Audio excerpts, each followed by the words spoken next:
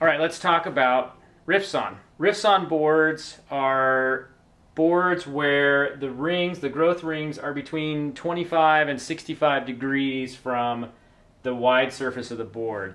A perfectly Rift-Sawn board has rings at 45 degrees. So that looks something like that, where the rings are, they would basically go from corner to corner here. And I show the board coming out of a slice closer to the center of the log, but it doesn't have to come out of the area closest to the center of the log.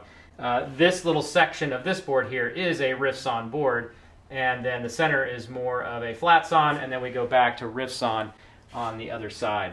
The real advantage to using a Rift-Sawn board is that the surface of the boards are all pretty similar. They have the appearance of straight lines. You get a little bit of a cathedral here in the middle where the arch is kind of close to parallel again. But from here to here, it's a pretty uniform looking surface. So these boards are really useful when you want the form of your piece to take center stage, not the figure of the grain.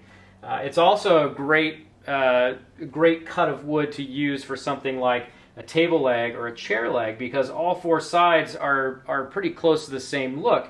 You don't have cathedrals on one face and then vertical lines from a quarter sawn face on the other. And though the medullary rays are starting to get a little bit more visible in the surface of a Rift-Sawn board, they're still not really coming that much into play, so they're not something you have to design for or think about as far as the pattern of the wood.